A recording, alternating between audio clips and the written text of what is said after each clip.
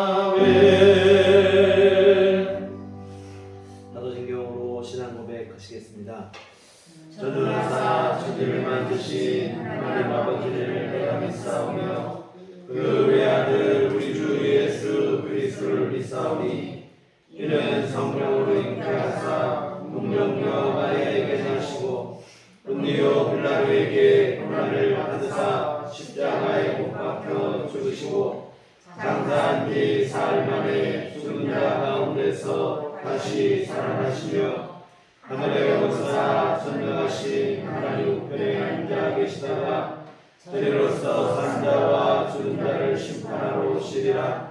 성령을 믿사오며 거룩한 공예와 성도가 서로 교통하는 것과 죄를 사하여 주시는 것과 몸이 다시 사는 것과 영원히 사는 것을 믿사옵나이다.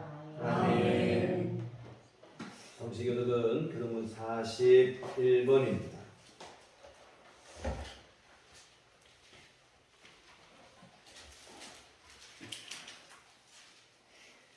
여호와께서 다스리시니 땅은 즐거워하며 허다한 섬은 기뻐할지어다.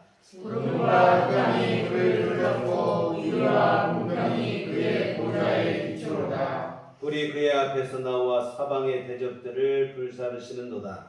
그의 번개가 세계를 비추니 땅이 보고 떨어졌다. 산들이 여호와의 앞 곧 온 땅의 주 앞에서 밀랍같이 녹았도다. 하늘이 그의 의를 선포하니 모든 백성이 그의 영광을 보았도다. 조각한 신상을 섬기며 허무한 것으로 자랑하는 자는 다 수치를 당할 것이라. 너희 신들아 여호와께 경배할지어다.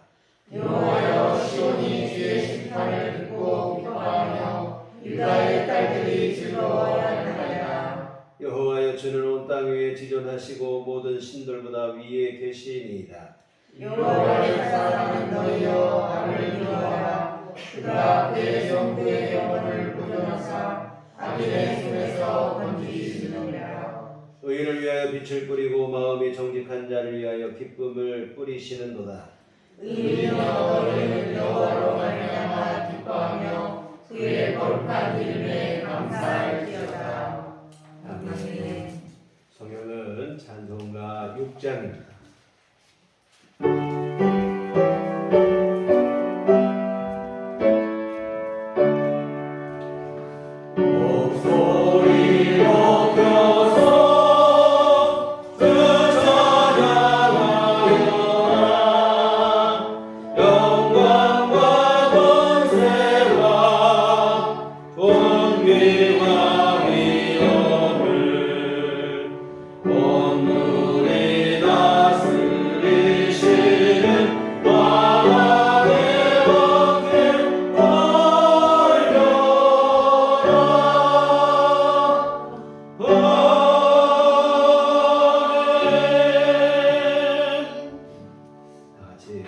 하시면서 기도하시겠습니다. 네, 김영희 목사님 기도하시겠습니다.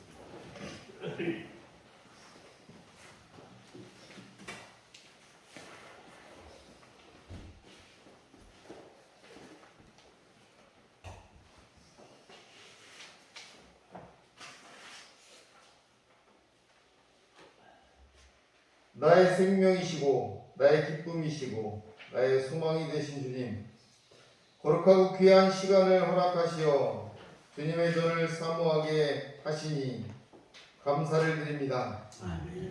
청명한 가을 하늘처럼 우리의 삶도 주님을 통하여 늘 깨끗하고 맑은 영혼으로 거듭나게 하여 주시옵소서. 존귀와 영광을 받으시기에 합당하신 하나님 아버지, 거룩하신 주님, 감동의 성령님, 삼위일체 하나님께서 주님의 핏값으로 사신 교회를 통하여 우리의 영혼을 구원하여 주시고 모든 허물과 지은 죄 사하여 주시고 더욱 주님의 말씀에 순종케 하시려고 성령님 보내주셔서 주님의 전을 사모하게 하심을 믿습니다. 세상에서 받았던 가슴속 깊이 박힌 상처들, 또 세상에서 당했던 억울함에 가슴 치던 불의들, 또 세상에서 겪었던 좌절과 울분들, 이 시간 다 내려놓고 주님의 십자가를 바라보게 하여 주시옵소서. 주님의 십자가가 해답이 되게 하여 주시옵소서. 주님의 십자가 보혈이 우리의 치유가 되게 하여 주시옵소서. 주님이 우리의 생명됨을 믿게 하여 주시옵소서. 특별히 우리의 삶에서 주님만 바라게 하시고 우리들 교회와 형제 같은 성도님들과 또 목사님을 사랑하게 하심을 감사드립니다. 모진 비바람에도 떨어지지 않고 붉게 노랗게 익어가는 도실도실한 과실과 곡식을 보며 풍성해지는 농부들의 심정을 헤아릴 수 있는 넓은 마음을 주시고, 반면 떨어져서 날아가고 쓰러져서 버려지는 결실들을 바라보며 안타까워하며 찢어지는 손길들의 마음을 어루만질 줄 알고 헤아릴 수 있는 따뜻한 마음도 허락하여 주시옵소서. 특히 우리들 교회가 육신의 고통으로 마지막 있는 힘을 다해 간절히 부르짖는 성도들의 마음과 같은 간절함을 느끼게 하시고, 저 밑바닥이 끝이 아니길 바라며 한 줄기 빛을 찾는 심정으로 오늘을 사는 이들의 아픔도 주님의 사랑과 은혜로 함께 공유하고 나누며 섬기게 하여 주시옵소서. 이곳에 모인 모든 믿는 자들이 성령의 도우심으로 평안의 은혜를 누리게 하여 주시옵소서. 오늘 거룩한 날 주님의 날 말씀을 사모하게 하여 주시옵소서. 또 이 땅에 하늘 영광 버리고 말씀으로 오신 주님께서 성령의 감동으로 목사님을 통해 내려주시는 말씀 속에 치유와 회복과 성령의 내주하심의 은혜를 체험케 하여 주시옵소서. 말씀 속에 길이 있고 진리가 있음을 믿게 하여 주시고, 말씀 속에서 주님을 만나게 하시며 그 말씀대로 살아갈 때 평안과 위로를 맛보게 하여 주시옵소서. 이 나라와 민족 모든 가정과 사업장이 말씀에 순종함으로 복내려 주시는 주님의 은혜를 누리게 하여 주시옵소서. 감사합니다. 사랑합니다. 또 행복합니다. 우리의 입술이 복받기를 원하시고 항상 곁에서 동행하여 주시며 이 가을에 실망보다 넉넉한 행복과 감사를 부어주시는 살아계신 예수 그리스도의 이름으로 간절히 기도합니다. 아멘.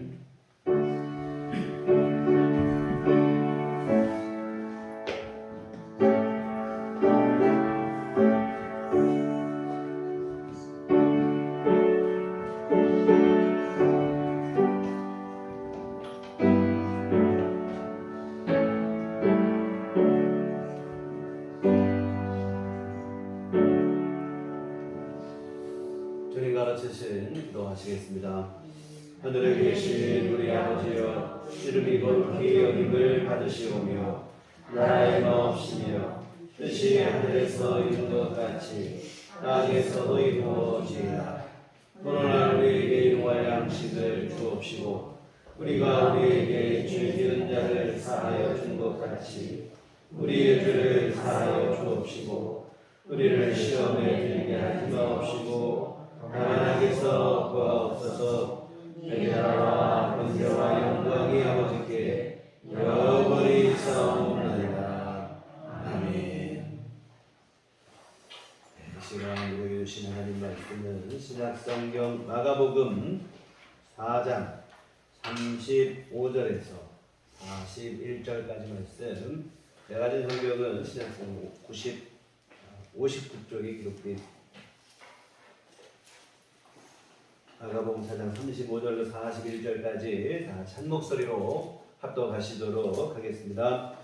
그날 저물 때에 제자들에게 이르시되 우리가 저편으로 건너가자 하시니 그들이 무리를 떠나 예수를 배에 계신 그대로 모시고 가매 다른 배들도 함께 하더니 큰 광풍이 일어나며 물결이 배에 미쳐 들어와 배에 가득하게 되었더라. 예수께서는 그물에서 베개를 메고 주무시더니 제자들이 깨우며 이르되 선생님이여 우리가 죽게 된 것을 돌보지 아니하시나이까 하니 예수께서 깨어 바람을 부르시며 바다로 이르시되 잠잠하라 고요하라 하시니 바람이 치고 아주 잔잔하여지더라. 이에 제자들에게 이르시되 어찌하여 이렇게 무서워하느냐 너희가 어찌 능히 없느냐 하시니 그들이 심히 두려워하여 서로 말하되 그가 누구이기에 바람과 바다도 순종하는가 하였더라. 아멘. 우리 주님의 은총과 평강이 교회 여러분과들 함께 하시기를 기원합니다. 아멘. 이스라엘의 성지순례를 다녀왔던 적이 있는데 그때 갈릴리 호수에서 배를 탄 경험이 있습니다. 해가 뉘엿뉘엿 할 때쯤 배를 탔는데 육지에서 조금 벗어나니까 곧바로 날이 어두워졌습니다. 한 30여 분 배를 탔던 것 같은데 오늘 본문과는 전혀 다른 분위기였습니다. 시원한 바람이 잔잔히 불어와 너무도 고요하고 평온한 분위기였습니다. 하루 종일 여행하는 피로가 다 풀릴 정도로 기분이 좋았던 그런 경험이 있는데 근데 오늘 본문의 상황은 전혀 달라요. 거센 풍랑을 만나서 제자들이 고생을 하고 있습니다. 이 갈릴리는 사실 바다가 아니고 호수입니다. 그러다 보니까 뭐 큰 풍랑이 일어난다는 게 사실 말이 안 되죠. 그런데 갈릴리는 호수지만 독특한 지형적 특성을 가지고 있어서 갑작스러운 강풍이 발생을 합니다. 이 호수의 수면이 해저 240m가 됩니다. 반면에 주변에 위치한 산들은 고온을 이루기 때문에 해수의 온도가 상승할 때 기압차가 발생을 해서 산에서부터 강력한 계곡풍이 발생을 하게 된다고 합니다. 예수님과 제자들이 배를 타고 갈릴리 호수를 건널 때 때마침 갑작스럽게 이런 강풍, 오늘 말씀에는 광풍이라 이렇게 되어 있습니다. 미친 듯이 부는 바람이라 이렇게 되어지겠죠. 그런데 예수님과 제자들이 탄 배가 뭐 큰 배였으면 그래도 괜찮았을 텐데 제자들이 탄 배는 아마 작은 고깃배였을 가능성이 상당히 높죠. 이 대형 여객선이 아닙니다. 이 갈릴리 게노사르 박물관에 가면 예수님 당시에 어선 한 척이 전시가 되어 있는데 1986년에 갈릴리 지역에 아주 심각한 가뭄이 들어서 호수 밑바닥이 다 드러나고 거기에서 배가 한 척이 발견이 됐는데 연대를 측정해 보니까 예수님 당시 그때 쓰였던 배였다고 하는 것이에요. 근데 그 길이가 보니까 8.2m밖에 되지 않고 폭은 2.3m. 그러니 뭐 소형 선박이죠. 근데 이런 배들이 주로 고기잡이 용도로 사용이 됐고 때로는 물건이나 사람을 운송하는 수단으로도 사용이 되었다고 합니다. 고기잡이 배로 사용하면 뭐 선원이 한 5명 정도 승선을 했고 사람을 운송하는 용도로만 사용하면 15명 내외로 승선할 수 있는 그런 크기라고 하는데 예수님과 제자들이 탔던 배도 그런 배였다 이 말이죠. 그러면 이 정도 크기 배라면 작은 파도에도 움직임이 심할 수밖에 없어요. 그러니 본문과 같은 광풍이 일어나고 큰 파도가 일어나니 얼마나 더 요동했겠습니까? 오늘 본문의 파도는 평상시와 사뭇 다른 큰 파도고 바람이었어요. 어떻게 알 수 있냐면 광풍이라는 말도 있지만 예수님 제자들이 죽게 되었다고 놀란 것에서 알 수 있습니다. 예수님 제자들의 대다수는 갈릴리 출신이에요. 거기서 나고 자란 어부 출신이라 이 말입니다. 그래서 뭐냐면 고기잡이 일로 잔뼈가 굵은 베테랑 어부들입니다. 웬만한 파도에 끄떡도 없는 사람들이에요. 그런데 이들마저도 혼비백산할 정도라면 이날의 풍랑이 얼마나 거셌는지를 우리가 가늠해 볼 수 있을 것입니다. 그런데 예수님은 이처럼 제자들이 혼비백산하고 있는데 그냥 곤히 주무시고 계신 거예요. 오늘 38절에 보면 예수께서는 고물에서 베개를 베고 주무시더니 제자들이 깨우며 이르되 이렇게 되어 있는데 이 풍랑이 거세서 어부 출신의 제자들마저도 혼비백산한데 목수 출신 예수님의 아버지 요셉은 목수였거든요. 목수 출신이신 예수님은 오히려 평안히 주무시고 계십니다. 여기서 볼 수 있는 게 뭐냐면 예수님께서 얼마나 힘들게 사역을 하셨는지를 우리가 알 수 있는 대목이 되는데 몸을 혹사했다 싶을 정도로 예수님이 이 땅의 공생에 3년 동안 한 시간도 허투루 보내지 아니하시고 매 순간을 마지막이라고 하는 그 절박함, 간절함으로 전심전력을 다하셔서 사역을 하셨던 것을 볼 수 있습니다. 이와 같은 예수님이 얼마나 피곤하셨는지 성난 파도 속에서도 세상 모르고 주무시고 계십니다. 제자들이 예수님을 깨우는 예수님, 우리가 지금 다 죽게 생겼는데 주무시고 계시냐고 예수님을 깨우는 제자들의 이 소란에 예수님께서 일어나시더니 예수님은 다른 말씀하실 거 없어요. 풍랑을 이는 바람을 향해서 뭐라고 하냐면 잠잠하라 고요하라. 39절에 보면 예수께서 깨어 바람을 꾸짖으시며 바다더러 이르시되 잠잠하라 고요하라 하시니 바람이 그치고 아주 잔잔하여지더라. 이렇게 되어 있습니다. 예수님께서 바람을 명하셔 잔잔하라 하니까 그 전까지 풍랑이 일던 이 호수가 거짓말처럼 잠잠하게 되고 고요하게 되고 조용하게 됩니다. 그리고 이렇게 되었을 때 예수님께서 제자들을 향해서 이런 말씀을 하십니다. 40절에 보면 이에 제자들에게 이르시되 어찌하여 이렇게 무서워하느냐 너희가 어찌 믿음이 없느냐 하시니 왜 무서워하냐 너희들 왜 이렇게 믿음이 없느냐 예수님께서 제자들을 책망하십니다. 아직도 나를 믿지 못하겠느냐 아직도 예수님 믿지 못하겠느냐 하시는 우리 주님의 안타까움이 묻어나는 책망인데 고작 이 풍랑 하나에도 그렇게 두려워하느냐 이 풍랑보다도 바다보다도 더 크신 예수님이 이 배에 함께 하시는데 왜 그것을 알지 못하고 그렇게 두려워하느냐 하시는 예수님 말씀이에요. 예수님은 보지 못하고 예수님이 함께 하시는 것은 알지 못하고 풍랑만 바라보며 두려워하고 이 예수님은 두려웠던 제자를 향해서 믿음 없다고 책망을 하십니다. 사랑하는 성도 여러분, 두려워하지 않는 게 사실은 믿음이에요. 너희는 마음에 근심하지 말라 하나님을 믿으니 또 나를 믿으라. 예수님께서 우리에게 말씀을 하셨어요. 예수님을 우리가 진짜로 믿고 있다면 두려워하지 않고 근심하지 않고 염려하지 않아야 한다는 것입니다. 물론 우리가 육신을 갖고 있다 보니 갑자기 어떤 상황을 만나고 어떤 문제를 만나고 힘든 일을 만나면 잠깐 두려워 근심할 수 있어요. 이런 게 없다면 그것도 거짓말이 두려움이 있죠. 근심이 있고. 그러나 여러분 믿음의 사람은 결국에는 근심과 걱정과 두려움을 극복하고 믿음으로 이겨낸다고 하는 사실입니다. 그래서 믿음이 갖고 있는 사람은 근심, 걱정, 염려에 함몰되어 살아가는 게 아니라 환경에 지배당하는 게 아니고 환경을 극복하고 승리하는 자가 믿음의 사람일 줄 믿습니다. 그런데 오늘 본문의 제자들은 예수님과 함께하고 있으면서도 근심과 걱정과 두려움에 사로잡히고 말았어요. 풍랑 앞에서 혼비백산이 되고 말았습니다. 왜 그렇게 되었을까요?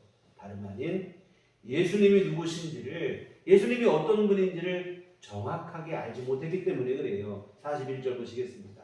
그들이 심히 두려워하여 서로 말하되 그가 누구이기에 바람과 바다도 순종하는가 하였더라. 예수님이 누구신지를 모르는, 예수님이 누구시기 바람이 갑자기 고요하고 바다가 순종을 하나.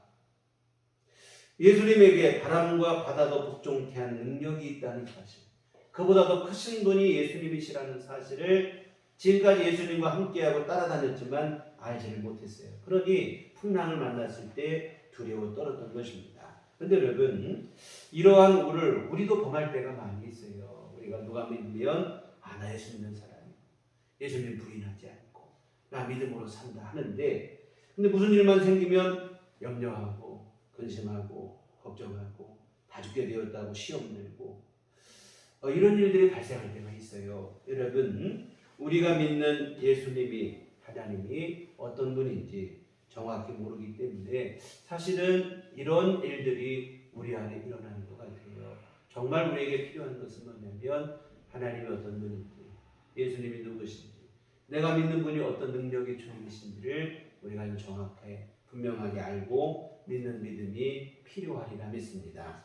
그러면 여러분, 오늘 우리가 믿는 주님은 어떤 분인가? 첫째는 전능하신 분이에요. 오늘 본문을 보시면 예수님께서는 거친 풍랑과 성난 바다를 향해서 잠잠하라, 고요하라 명하시는데, 그렇게 예수님께서 바다를 향해, 바람을 향해 명하시니까 거짓말같이 조용해집니다. 바다가 순종을 하고 바람이 순종을 합니다. 예수님 앞에 무조건 복종을 해요. 여러분, 우리 주님께서 온 천하 만물의 주인이 되시기 때문인 줄 믿습니다. 오늘 우주 만물의 주님의 만물의 주인이신 주님의 말씀 앞에 여러분 세상이 굴복하게 돼요. 그래서 예수님은 만유보다 더 크신 창조주가 되심을 우리가 믿었으면 좋겠습니다. 이런 주님을 믿으면 두려움과 걱정과 염려가 우리를 지배하지 못하게 될 것입니다. 옛날 시편 기자 시편 120편 1절 2절에 내가 산을 향하여 눈을 들리라 나의 도움은 어디서 온다 나의 도움은 천지를 지으신 여호와에게서다. 천지를 지으신 하나님이 나의 도우심이다. 이런 고백을 하고 있습니다. 그래서 천지를 지으신 하나님이 그 권능과 능력으로 나를 도우신다는 믿음이 있으니 두려움이 지배하지 못하고 염려, 근심, 걱정을 이기게 되고 승리하게 되어집니다. 우리가 믿는 하나님은 전능하신 분임을 잊지 않으셨으면 좋겠습니다. 작은 어려움에도 한계를 드러내는 연약한 우리와는 질적으로 차이가 있는 분이라 이 말이에요. 하나님은 모든 것을 초월하 역사하시는 하나님이신데, 여러분 잘 아시는 창세기에 보시면 아브라함이 하나님의 약속을 받았으나 99세가 되도록 그 약속이 이루어지지 않았습니다. 많은 후손을 주시겠다 하셨는데 99세가 되고 부인 사라는 89세가 됐는데도 아무 소식이 없어요. 89세, 99세면 생명의 기운이 전혀 없는 그 나이가 되어진 거예요. 자식은 그만두고 본인 몸 하나 제대로 가누기도 어려운 상태가 되어지죠. 그런데 하나님은 난데없이 나타나서 다시 말씀하시기를 너는 열국의 아비가 될 것이다. 사라를 향해서는 너는 열국의 어미가 될 것이다. 자식 하나도 없는데 무슨 열국은 무슨 열국입니까? 누구 놀리는 것도 아니고 어리둥절하지요. 근데 그때 하나님께서 아브라함에게 이런 말씀을 하시는 거예요. 창세기 17장 1절에 나는 전능한 하나님이다. 이 말씀을 하십니다. 99세, 89세 문제될 거 없다. 그런 거 염려하지 말라는 거예요. 나이 정도는 걱정하지 말고 하나님만 믿으라. 전능하신 하나님이다. 정말로 아브라함은 그 이듬해 100세의 아들 이삭을 얻습니다. 우리의 경험과 상식으로 본다면 불가능한 일이지만 하나님은 우리와 차원이 다르신 분입니다. 유한한 인간이 아니라 전능하신 하나님이십니다. 우리로서는 할 수 없으나 하나님은 하실 수 있습니다. 우리가 믿는 하나님이 바로 이 하나님이시고, 그러니 우리가 하나님을 믿고 있으니 무슨 일을 만나든 두려워하고 염려하고 걱정하지 마시고 하나님의 도우심 안에 승리할 것에 대한 기대로 기도로 주 앞에 나가시기를 부탁을 드립니다. 아멘. 이스라엘 백성들이 출애굽에서 홍해 앞에 다다랐을 때도 똑같아요. 뒤에는 애굽의 군사들이 오고 앞에는 홍해가 가로막히고 있고 완전히 도가니든 쥐가 된 것이죠. 그러나 여러분, 모든 백성은 서로 떨고 하나님을 원망하는데, 그런데 여러분, 모세는 그 백성들을 향해서 뭐라고 하냐면 출애굽 14장 13절, 모세가 백성에게 이르되 너희는 두려워하지 말고 가만히 있어서 여호와께서 오늘 너희를 위하여 행하시는 구원을 보라. 너희가 오늘 본 애굽 사람을 영원히 다시 보지 아니하리라. 두려워하지 말라는 거예요. 애굽 군대가 쫓아오고 앞에는 홍해가 가로막고 있어도 두려워하지 말아라. 왜? 하나님이 오늘 너희를 위해서 구원을 행하실 것이기 때문이다. 하나님께서 이 심각한 상황, 다 끝난 것 같은 이러한 절대적인 절망 속에서도 하나님이 구원의 역사를 행하실 것이니 두려워하지 말아라. 정말 이런 얘기를 담대하게 얘기하는 거예요. 결국은 하나님께서 역사하셔서 애국 군대와 홍해라고 하는 두 걸림돌을 거뜬히 해결하시고 위대한 구원의 역사를 행하신 줄 믿습니다. 이스라엘 백성들이 볼 때는 홍해와 애국 군대는 정말 큰 문제요, 걸림돌이 두려움의 대상입니다. 근데 하나님이 생각하실 때는 아무것도 아니에요. 하나님은 오히려 가로막고 있는 바다에 길을 내셔서 이스라엘 백성들을 구원하십니다. 반면에 이스라엘 백성들을 쫓아오던 애국 군대는 바다를 다시 합쳐서 그들을 바다 가운데 수장시키시고, 반전도 이런 반전이 없죠. 누가 이런 일을 상상이나 하였겠습니까? 하나님은 그 일을 행하시고 전능하시기 때문에 이런 일들을 행하시고, 이런 전능하신 하나님을 믿을 때 우리가 두려움을 극복하게 되어질 줄 믿습니다. 그래서 홍해와 같은 불가능해 보이는 문제가 가로막고 있을 때 우리 자신을 생각하면 절망이죠.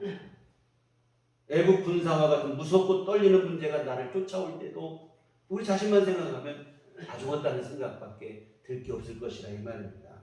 여러분, 그러나 그때에 오늘 여러분에게는 하나님이 계심을, 오늘 여러분은 하나님을 믿고 계심을 여러분 잊지 마시기를 부탁을 드립니다. 하나님이 여러분의 구원이 되시고 여러분의 힘이 되시고 여러분으로 하여금 그 가운데서 구원의 역사를 베풀어 주실 것을 믿고 주님을 의지하시고 주님 바라보시기를 주의 이름으로 부탁을 드립니다.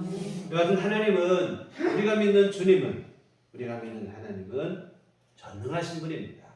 두 번째로 우리 하나님은 전능하실 뿐만 아니라 사랑과 은혜가 풍성하신 분이라고 하는 사실입니다. 여러분들 드리는 얘기예요. 하나님이 아무리 전능하시고 권능이 뛰어나시다고 해도 나와 아무 상관이 없으면 아무 소용이 없어요. 여러분 보세요. 우리나라만 해도 부자가 얼마나 많습니까? 우리나라의 부자가, 큰 부자들 대기업 총수 얼마나 많아요. 근데 여러분, 그 사람이 아무리 돈이 많고 부자가 있어도 나와 아무 상관이 없어요. 나에게 아무 도움이 안 돼요. 왜? 그 사람과 내가 아무 관계가 없기 때문에 그렇습니다. 마찬가지입니다. 하나님이 아무리 천지를 창조하신 창조주, 전지전능하신 하나님이라고 해도 나와 관계가 없으면, 오늘 나와 아무 상관이 없는 분이라면 모든 게 허사가 되죠. 그런데 여러분, 성경은 계속해서 하나님이 우리를 사랑하고 계심을 증거하고 있습니다. 여러분, 성경은 어찌 보면 오늘 우리를 향하신 하나님의 연애 편지와 똑같아요. 내가 너를 사랑한다. 내가 너를 사랑한다. 이렇게까지 사랑한다. 처음부터 끝까지 우리를 향하신 하나님의 사랑 이야기인데, 얼마나 우리를 사랑하셨던지 예수님을 십자가에 대신 죽게 하심을 통해, 죽음을 통해 우리를 향하신 하나님의 사랑을 보여주신 줄 믿습니다. 그래서 결국은 뭐냐면 예수님의 십자가 죽음을 통해 우리를 하나님의 자녀를 삼으시고, 하나님은 내가 너희 아버지가 됐다고 하시고, 그냥 어느 정도 그냥 알고 지내는 사이 정도가 아니에요. 아버지와 아들의 관계, 부모와 자녀의 관계라면 여러분, 세상에서 제일 친밀한 관계 아니겠어요? 하나님께서 바로 그런 얘기 하시는, 내가 너희 아버지가 됐다. 너는 내 아들이다. 내 딸이다. 하나님은 우리에게 좋으신 아버지가 되시는 줄 믿습니다. 그 전능하신 하나님이 나의 좋으신 아버지가 되시니 이게 우리에게 얼마나 귀하고 복된 일인지 몰라요. 제가 부모님 다 돌아가셨지만 살아계실 때는 부모님과 형제들 가족여행을 자주 다녔어요. 그러면 거기 가면 매일 하는 얘기가 뭐냐면 옛날 얘기를, 어린 시절 얘기를 하는 거예요. 그럼 저희 어머님이 제일 하실 말씀이 많죠. 딸을 많이 낳아서 시집살이 했던 일부터 시작해서 우리 형제들 하나하나 낳을 때마다 그때마다 에피소드 생생하게 말씀을 하시는데 기억에 남는 게 뭐냐면 저희 둘째 누님 얘기를 하실 때 저희 어머니 매일 울먹울먹 하시는 거예요. 뭐냐면 유독 형제들 중에 허약하게 태어났다는 거예요. 근데 게다가 가난한 시절이다 보니까 뭐 영양제를 먹이고 뭐 이렇게 할 형편도 못 됐다고 해요. 그러다 보니까 죽을 고비를 여러 차례 넘겼다고 해요. 병약한 체질에다가 영양 섭취가 안 되다 보니까 각종 질병으로 숱한 고생을 했는데 요즘처럼 뭐 제대로 된 병원도 없었고 뭐 병원이 있다고 한들도 병원에 갈 수 있는 형편도 못 됐다고 합니다. 이 20살을 간 넘긴 이거 어린 엄마죠. 그런 어린 엄마지만 그래도 나름대로 자식이니까 최선을 다해서 살려보고자 노력을 하고 다 죽은 줄 알았는데 또 살아나고 또 살아나고 저희 어머니 하시는 말씀이 그렇게 다 죽은 줄 몇 번 고비를 넘기고 살아나서 이제 결혼도 하고 자식도 키우고 건강하게 잘 살고 하나님 은혜라고 얼마나 감사하다고 이런 얘기를 자주 하시곤 했어요. 근데 그때 하신 얘기 중에 뭐냐면 한 번은 저희 누님이 다 죽은 줄 알았어요. 다 죽은 줄 알고 이제는 숨 넘어갈 때만 기다리고 지켜보고 있었다고 합니다. 근데 때마침 저희 친정 할머니께서 밖에 나갔다 들어오시는데 쌀티밥 같은 그런 과자를 가지고 오시더래요. 그래서 저희 아버님께서 죽어가는 딸을 뭐 힘겹게 그냥 뭐 힘없이 지켜보다가 너무 안쓰러우니까 지푸라기라도 잡는 심정으로 그 티밥 과자를 하나씩 떼가지고 입에다가 침으로 녹여가지고 애기 입에다가 대줬다는 거예요. 처음에는 대주니까 입도 못 움직이더니 나중에는 혀를 살짝 내밀면서 입맛을 다시 시작하더니 몇 차례 먹고 어떻게 또 기운을 차리고 그러다가 살아났다는 거예요. 참 요즘으로서는 이게 상상도 못할 얘기죠. 얼마나 영양 상태가 안 좋으면 티밥 과자 당분 조금 섭취했다고 기력을 찾았겠습니까? 아마 이게 자식을 향한 부모의 사랑으로 인해서 그 힘으로 살아나지 않았는가 저는 그 생각을 해보는데요. 이 이야기를 들으면서 그런 생각을 해봤습니다. 육신의 부모만 돼도 자식을 위해서 못할 게 없어요. 하물며 하나님 아버지는 우리에게 얼마나 더 크신 사랑으로 우리를 지키시고 보호하시고 함께 하실까 하는 일입니다. 얼마나 우리를 사랑하시는지 몰라요. 오늘 여러분 한 사람 한 사람을 소중히 여기시는 십자가에 죽기까지 사랑하신 줄 믿습니다. 여러분 죽기까지 사랑하셨으면 다 한 거 아니겠어요? 내가 너를 사랑한다. 말로만 하신 게 아니고 죽도록 사랑한다. 입에 발린 소리 하신 게 아니고 진짜 십자가의 죽음으로 우리를 향하신 사랑을 확증해 보이셨습니다. 이런 하나님의 사랑, 이런 아버지 하나님이 여러분과 함께 하시니 두려워하지 마시고 염려하지 마시고 걱정하지 마시고 늘 담대하시고 당당하시기를 무슨 문제 앞에서도 용기 있게 서시기를 주의 이름으로 부탁을 드립니다. 여러분 가정에서 부모로부터 충분한 사랑을 받은 자녀들은 밖에서도 당당해요. 위축되지 않습니다. 그러나 충분한 사랑을 받아보지 못한 사람은 눈치 보느라 정신이 없어요. 당당하지 못해요. 늘 위축되고 의기소침하고 힘이 없고 그렇다 이 말입니다. 그런데 여러분 오늘 저와 여러분은 이미 하나님으로부터 넘치는 사랑을 받으셨다고 하는 사실입니다. 그리고 나를 사랑하시는 하나님은 전능하신 하나님이십니다. 그러니 여러분 당당하게 담대하게 어깨 쭉 펴시고 사시기를 부탁을 드립니다. 무슨 일을 만나도 어떤 가운데 어떤 상황에 놓여도 담대하시기를 좋으신 하늘 아버지가 계신데 그냥 마치 고아라도 된 듯이 불안과 염려와 두려움 속에 살아가서는 안 될 것입니다.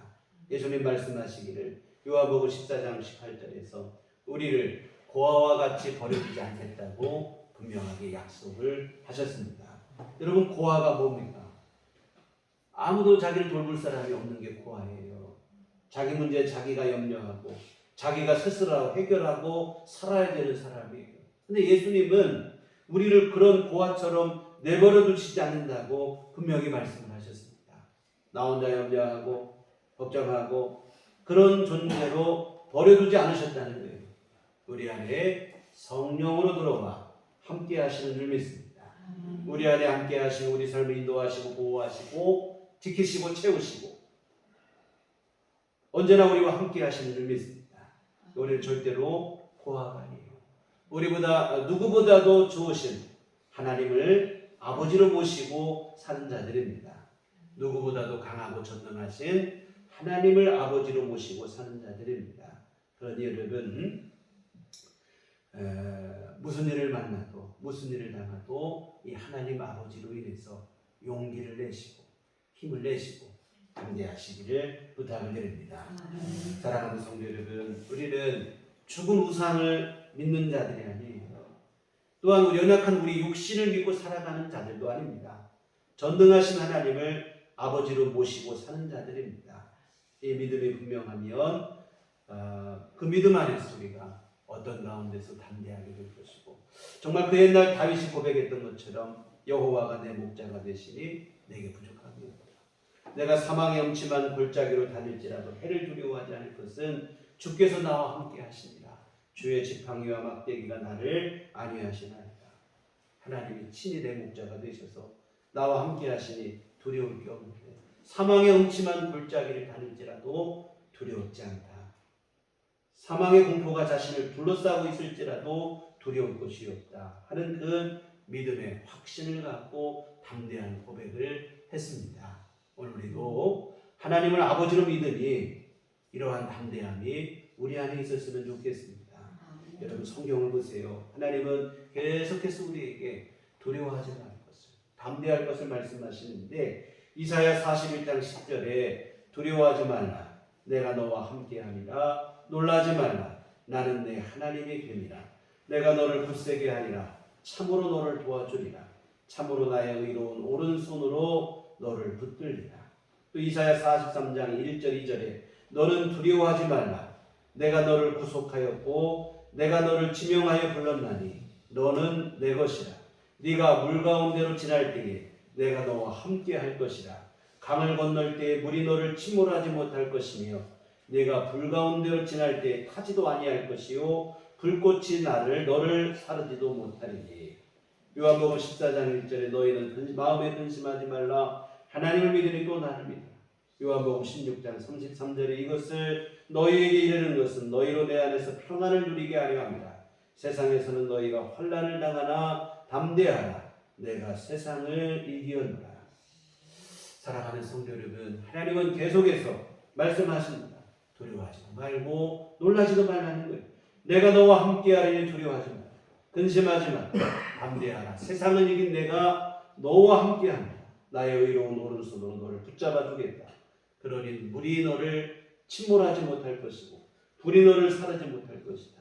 그 어느 것도 너를 넘어뜨릴 수 없다. 그러니 담대하고 두려워하지 말고 근심하지 말고 하나님을 믿고 나오라 하시는 말씀입니다. 전능하시고 사랑 많으신 하나님을 보는 믿음의 눈이 여러분 안에 분명히 열리시기를 주의 이름으로 부탁을 드립니다. 하나님만 믿고 의지하면 사실 겁날 게 없어요. 나를 보지 말고 하나님을 바라보셔야 됩니다. 내 앞에 문제를 보지 말고 하나님을 바라보셔야 돼요. 지나온 우리의 삶을 돌아보세요. 저도 그런 것 같아요. 지나온 삶을 돌아보면 믿음이 분명했을 때는 언제나 담대했습니다. 힘들고 어려운 일을 만났지만 당당했어요. 그러나 믿음이 연약할 때는 작은 일에도 근심하고 걱정하고 두려워 떨고 그랬던 것 같아요. 문제는 믿음이라니까요. 우리 형편과 처지가 문제가 아니에요. 사실 여러분, 이 땅의 모든 사람은 정도의 차이는 좀 있겠으나 천국 가기 전에는 문제 많은 세상에 살아가야 돼요. 문제 없는 사람이 누가 있습니까? 들어가보면 다 문제가 있고 어려움이 있고. 여러분, 세상의 근심, 걱정, 염려, 마음 한편 속에 안 갖고 사는 사람이 아무도 없어요. 여러분, 그러니 우리가 직면한 문제, 고난, 시련, 이것이 문제가 아니에요. 이것은 사실 어찌 보면 이상한 일도 아니고 어쩌면 세상에 살고 있는 모든 사람의 지극히 정상적인 일이라 이 말입니다. 다만 진짜 문제는 뭐냐면 믿음이라 이 말이에요. 오늘 우리 안에 분명한 믿음이 있느냐 없느냐 하는 것입니다. 힘들고 어려워서 시험 드는 게 아니에요. 사실은 믿음이 약해서 시험 드는 겁니다. 믿음 없음이 사실은 진짜 문제라 이 말이에요. 세상에 문제 없는 사람은 아무도 없습니다. 다만 믿음 있는 사람은 그 문제를 극복하는 것이고 믿음 없는 사람은 그 문제에 함몰되어 살아가는 것이고, 정말 우리가 기도할 것은 다름 아니라 우리 믿음의 분량인 줄 믿습니다. 내 앞에 있는 어려운 문제, 물론 이것도 기도하셔야 돼요. 내가 당면한 고난과 시련, 이것도 기도 제목이지만 더 근본적이고 근원적인 기도 제목은 우리의 믿음의 상태입니다. 더 큰 믿음을 주시기를 기도하셔야 돼요. 그래서 하나님, 나에게 믿음 없음을 불쌍히 여기시고 나에게 더 큰 믿음을 주시라고, 믿음의 눈이 열려져서 언제나 어디서나 어떤 가운데서도 하나님을 의지하고 바라볼 수 있는 그 믿음의 눈이 분명해지기를 위해서 기도하셔야 할 줄 믿습니다. 사랑하는 성도 여러분, 주님은 우리에게 계속하여 말씀하십니다. 두려워 말아라. 오늘 말씀에서도 왜 무서워하느냐? 내가 너와 함께한다. 내가 너를 사랑한다. 두려워하지 말아라. 염려하지 말아라. 여러분, 우리 앞에 문제가 있고 힘든 일이 있어도 사실은 그게 그렇게 큰 문제는 아니에요. 사실 그게 진짜 문제는 아니고, 진짜 문제는 오늘 내 안에 그러한 문제 속에서도 하나님을 의지할 수 있는 믿음이 분명한가 하는 일일 줄 믿습니다. 오늘 여러분 안에 하나님을 믿고 의지하는 믿음의 눈만 분명하시다면 어느 것도 여러분에게 문제될 것이 없을 줄 믿습니다. 두려워하지 말라고 하시는 주님의 말씀이 날마다 여러분의 마음속에 들려지기만 한다면 여러분 어떤 가운데서도 당당하고 승리하게 되어질 줄 믿습니다. 그와 좀 두려워하지 않고 근심하지 않고 염려하지 않는 참 믿음의 사람이 되실 줄 믿습니다. 이 귀한 믿음의 사람들이 다 되시기를 주님의 이름으로 부탁을 드립니다. 기도하시겠습니다. 하나님 아버지, 우리의 좋으신 아버지가 되시어 우리 가운데 함께 하시고 두려워하지 말라 하시고 근심하지 말라 하시니 감사를 드립니다. 하나님, 오늘 본문 속에서 보았던 제자들의 모습이 우리 안에 일어나지 않게 하여 주시옵소서. 주님이 함께 계시는데도 두려움에 함몰되어 살아가는 이러한 어리석음 없게 하여 주시옵시고, 우리에게 더 큰 믿음 주시어서 어떤 가운데서도 늘 당당하고 담대할 수 있게 하시고 주님을 의지하여 믿음으로 승리하는 삶을 살아가게 하여 주시옵소서. 예수님 이름으로 기도했습니다. 아멘. 찬송가 432장, 찬송가 432장 찬송하시겠습니다.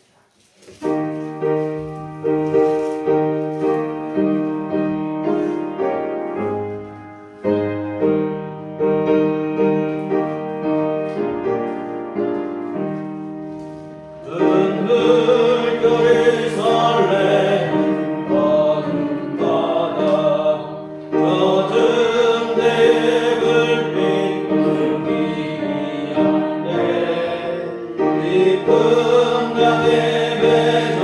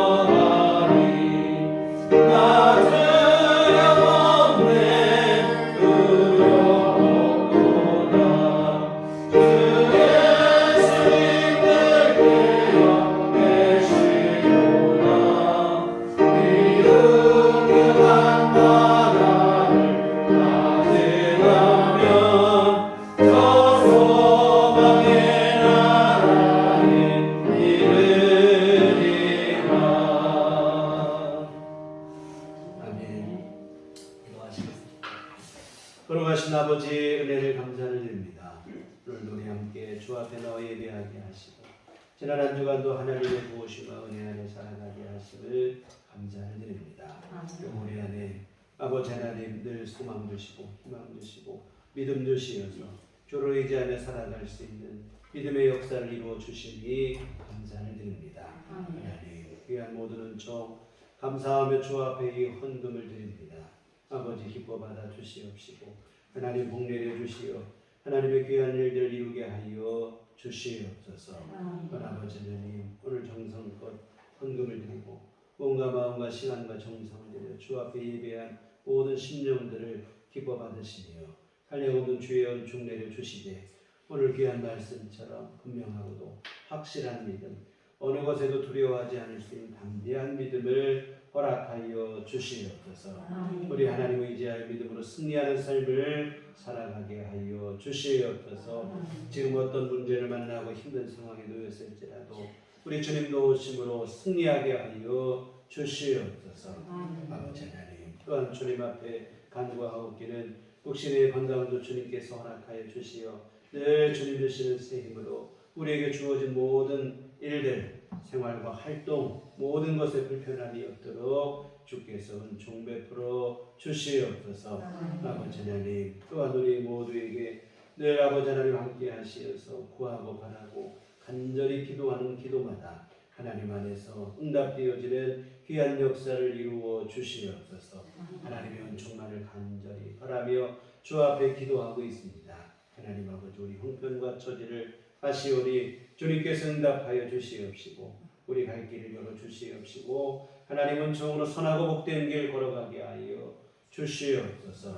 아버지 하나님 또한 재정적으로 힘들고 어려워서 기도하는 일도 많이 있습니다. 하나님께서 우리 모든 교우들 가정마다 하나님께서 복을 내려 주시면서 주 은혜로 늘 일용할 모든 것들이 아버지 하나님 끊어지지 않게 하여 주시옵시고 채워지는 귀한 은혜를 누릴 수 있도록 주여 돌보시고 하나님 보살펴 주시옵소서. 아버지 하나님 또한 우리 앞으로 한 주간 살아갈 때도 우리 주님의 선하신 인도와 보호하심 속에 살아가게 하여 주시옵소서. 주님 내려주신 은총 안으로 하루하루 복되게 살아가게 하시고 하나님의 은총 안에 귀하고 즐겁고 복된 우리 삶이 되도록 주님 도와 주시옵소서.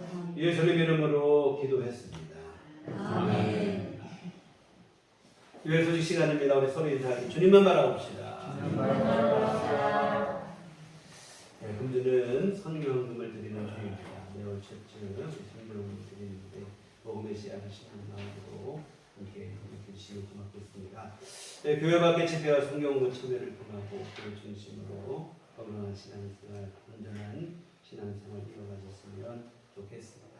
그리고 이제 코로나도 많이 좀 안정이 되는 것 같아요.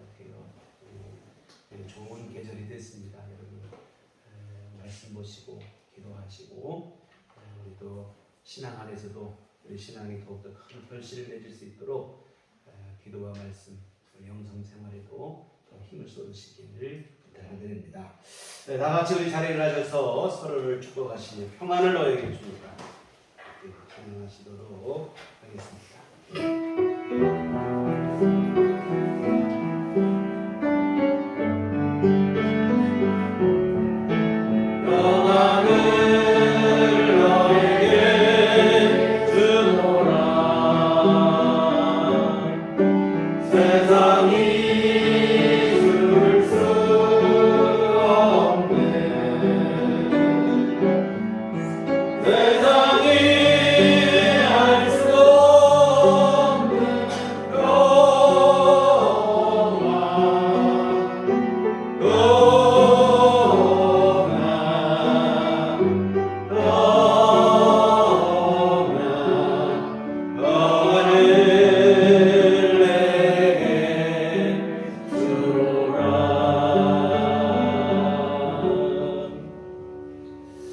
오직 성령이 너희에게 임하시면 너희가 권능을 받고 예루살렘과 온유대와 사마리아와 땅끝까지 이르러 내 증인이 되리라.